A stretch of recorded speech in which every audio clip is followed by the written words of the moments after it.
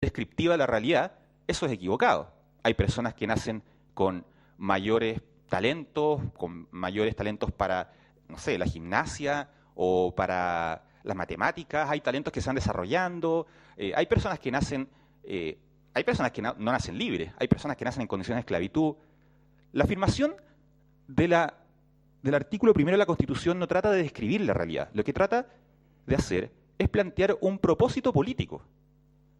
La Constitución nos pide que creemos que, como conjugación del verbo crear, que creemos una sociedad en la cual las personas sean y pueda decirse que nazcan libres e iguales en dignidad y derecho. Es entonces un desafío de los órganos constitucionales velar por la realización de ese proyecto, de esa meta, de ese objetivo político. ¿Y por qué es tan importante y tan relevante para este caso en discusión la afirmación de que las personas nacen libres e iguales en dignidad y derecho, entendida en el sentido de que es una meta política, una meta político-institucional, digamos? ¿Por qué es tan importante para este caso? Nosotros hemos citado también jurisprudencia, hemos invocado tratados internacionales que establecen el derecho a la no discriminación y el derecho a crear una familia. Algunos de ellos tienen una redacción bastante taxativa, bastante clara, que señala que no se admite ningún tipo de discriminación en temas de familia. Hemos también invocado distintas disposiciones del artículo 19, pero la más relevante para este efecto es, desde luego, aquella contenida en el artículo 19, número 2, que establece que la ley no podrá establecer discriminaciones arbitrarias. Y ese es el eje en torno al cual de verdad gira la discusión. Es el requisito de que las parejas que las parejas matrimoniales estén constituidas por un hombre y una mujer. ¿Es ese un requisito arbitrario? Esa es la discusión de fondo.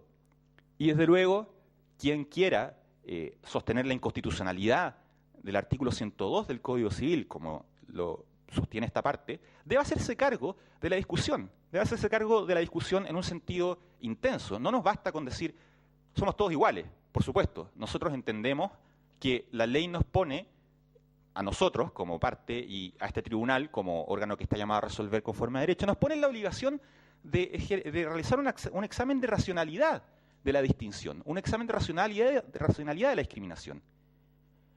Y eso significa preguntarse si no será arbitrario o caprichoso, como señala la doctrina y la jurisprudencia, que podemos entender este concepto de arbitrariedad, no será caprichoso exigirle a las parejas que estén constituidas por un hombre y una mujer. Quisiera sostener ante este tribunal que ese requisito es caprichoso. La ley misma, el Código Civil, en su artículo, su artículo 102, señala que los fines del matrimonio son vivir juntos, procrear y auxiliarse mutuamente. Asumamos que esa es una descripción cabal de cuáles son los fines del matrimonio, no solamente en un sentido jurídico, sino que en un sentido social. Asumamos que los fines del matrimonio en nuestra cultura son vivir juntos, auxiliarse mutuamente y procrear. ¿Hay alguna de estas funciones o fines que las parejas homosexuales, las parejas constituidas por personas del mismo sexo, no pueden realizar? ¿Es que las personas del mismo sexo no pueden vivir juntos? ¿Es que las personas del mismo sexo no pueden auxiliarse mutuamente? ¿Es que las personas del mismo sexo no pueden procrear? Esa es una pregunta central en esta discusión. Yo he tomado parte de esta discusión no solamente en este proceso, sino que también he participado con algunas columnas sobre este tema, y me permito compartir con ustedes la reflexión de que, en gran medida, esta es una discusión no solamente sobre el concepto de familia que tenemos, es una discusión sobre cuál es nuestra comprensión y nuestra percepción del rol que familias homosexuales, familias constituidas por padres del mismo sexo, cuál es la capacidad que esas familias podrían tener para procrear y para educar en un ambiente sano a los eventuales hijos. Y esa es una discusión muy importante, su señoría. Es una discusión muy importante porque es una discusión que debe ser enfrentada con argumentos de carácter científico, con argumentos de carácter sociológico.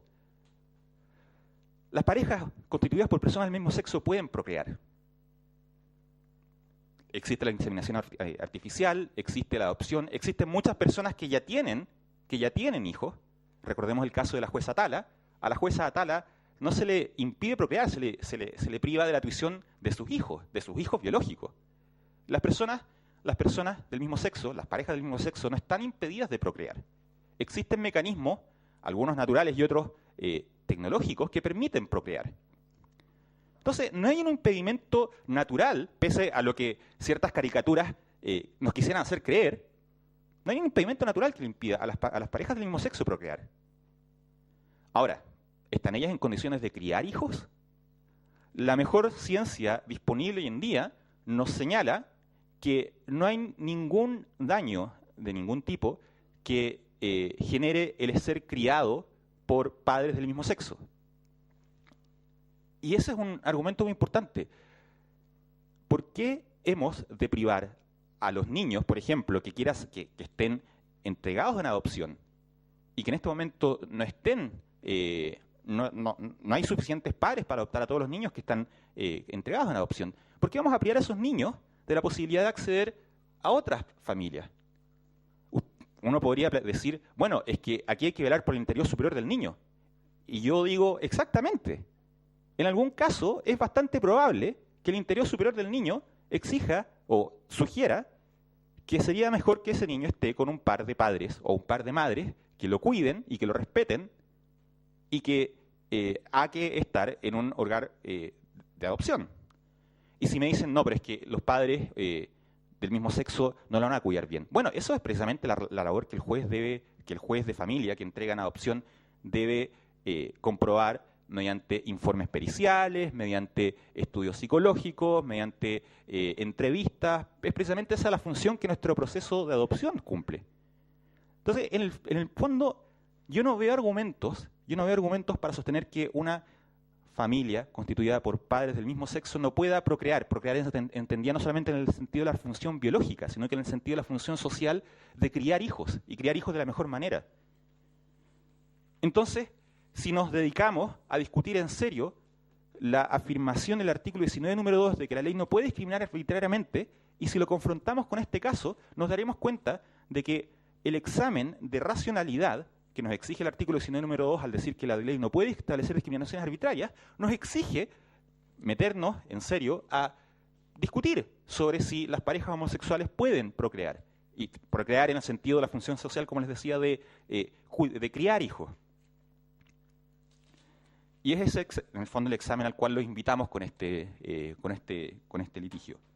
Por otro lado, uno también podría preguntarse, pasando a otra posible aplicación de este principio de igualdad, uno también podría preguntarse, bueno, ¿y no será que acaso es mejor que el legislador o este mismo tribunal establezca un proyecto de unión civil que le entregue a las parejas del mismo sexo todos los beneficios y derechos que entrega el matrimonio, pero con un nombre distinto, con una connotación social distinta, por lo tanto, y sin la posibilidad de adoptar o de criar hijos? Y un tribunal que falla conforme a derecho está llamado a decir, no pues, no es suficiente, es distinto. Una pareja heterosexual que no quiere casarse, muy probablemente, y que por lo demás probablemente también, si es que quiere tener hijos, los tenga biológicamente, entonces el tema de la adopción no es tema para ellos. Una pareja heterosexual que no quiera casarse, pero que quiera convivir, probablemente va a poder hacer muy buen uso de una ley, de una ley de unión civil, de un pacto de unión civil. También una pareja del mismo sexo. Pero eso no es matrimonio. Eso no es igualdad ante la ley. Eso es algo distinto. Muy bueno, muy conveniente, me parece muy bien que los ciudadanos chilenos tengan mayor diversidad de posibilidades para escoger cómo quieren vivir sus vidas, pero eso no es matrimonio. Eso es otra cosa. Y precisamente por eso se está creando esa otra cosa. En Chile tenemos un problema, una realidad social no digamos un problema, sino que una realidad social de convivencia. Y el legislador se está haciendo cargo de esa convivencia entre parejas con este proyecto de ley.